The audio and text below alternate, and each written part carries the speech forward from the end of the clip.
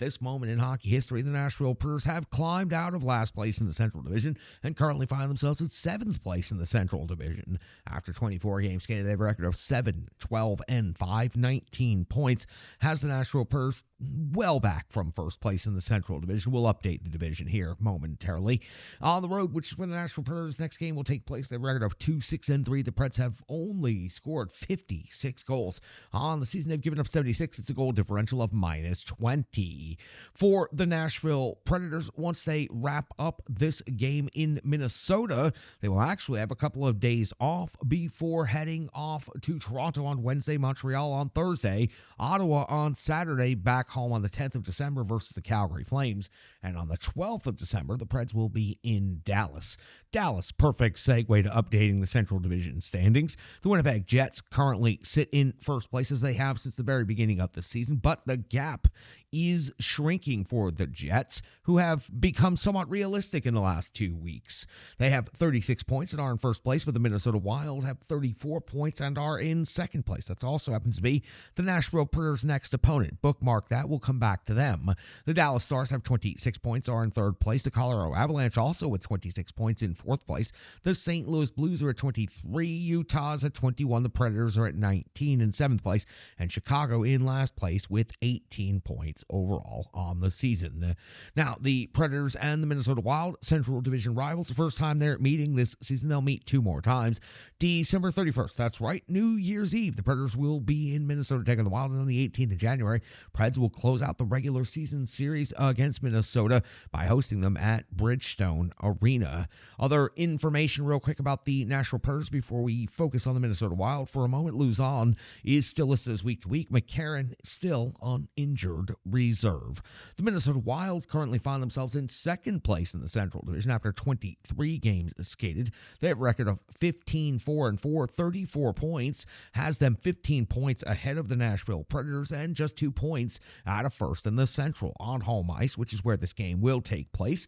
They have a record of 5-3-1. They have scored 74 goals in the season. They've given up 56 against. They are a goal differential of +18, so 38 goals between the two teams in goal differential. That is a huge margin between these two teams, and the stats and the rankings are going to bear that out. But let's first talk about the Minnesota Wild's most recent stretch of completed 5 games, which takes us back to November the 21st for a 5-3 win at the Edmonton Oilers. On the 23rd of November, it's a 4-3 shootout loss at Calgary. On the 25th, a 4-1 loss versus Winnipeg. On the 27th, a 1-0 win at Buffalo. And on the 29th of November, which, just happened, it was a 3-2 win versus Chicago. Fleury picked up the victory going 20 out of 22. So the Minnesota Wild on home ice on Friday. The Nashville Predators also on home ice on Friday. These two teams will meet in Minnesota on Saturday. That means the Wild stayed the night at home and will play a back-to-back, and the Predators had to travel to face a back-to-back. Now, talking about that particular matchup, and these are the most updated statistics from the NHL, the Nashville Predators have climbed out of dead last in the NHL in goals per game at 2.33. They are all the way up to 31st in the NHL. Wow, they've really shown some significant improvement. 3.22 goals per game for Minnesota is 13th best in the NHL, but this is right where the Predators are going to play into the Wild's hands perfectly on the second day of back-to-backs. Minnesota only giving up 2.35 goals against per game. That's best overall in the NHL, while the Predators are 31st in scoring at 2.33.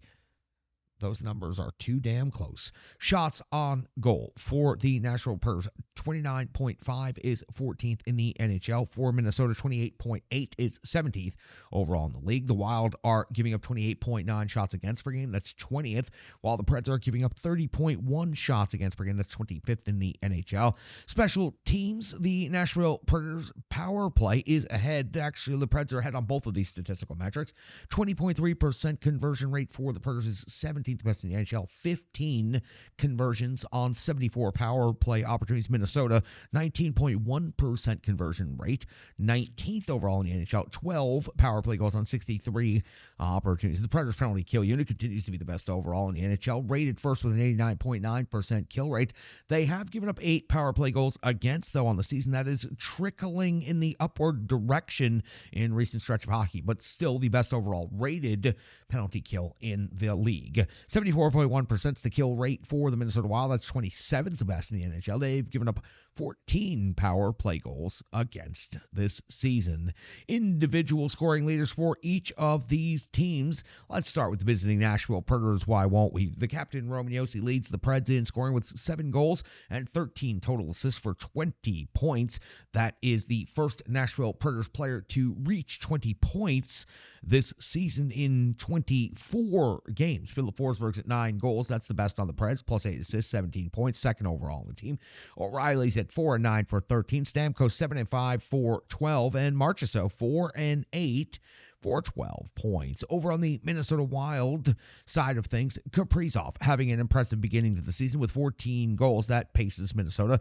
22 assists also paces the Minnesota Wild. So, of course, he's first overall in scoring on the Wild with 36 points. That is highly, highly impressive. Kaprizov, a talented youngster who usually does quite good against the Nashville Predators. Boldy's got 11 goals and 13 assists for 24 points. Rossi's at 7 and 11 for 18. Zuccarello 6 and 8 for 14, still getting it done. And Eriksson Ek 5 plus 7 for 12. And Eriksson Ek has interesting games against the Nashville Predators, so watch out for that particular matchup. In net, since this is the second night of back-to-backs for both of these teams, Fleury got the start against Chicago, picked up the victory for Minnesota. UC Saros took the loss in overtime against Tampa Bay. So we will see Scott Wedgwood in net for the Nashville Predators with a record of 1-2-1 on the season, 3.69 goals against, and an .878 save percentage. Go up against Gustafsson, 10-4-3 on the year with a 2.06 goals against average and a save percentage. The sheet fell, of 929 with 2 shutouts. Yes, I do use pucks as paperweights, and I just lifted the puck up off the paper, and it fell down. Go figure. So that's going to get you all set up for the Nashville Predators at Minnesota on the second night of back-to-backs, coming off the Thanksgiving one-day break. What a tough immediate schedule to have the Tampa Bay Lightning at home on a Friday afternoon and then immediately head off to Minnesota. So that's got you set for that game. Let's go back to what happened against the Tampa Bay Lightning on a Friday afternoon. It was the first game of a doubleheader. It's the Rework Sports full game recap. It's coming up next on Renegades of Puck podcast.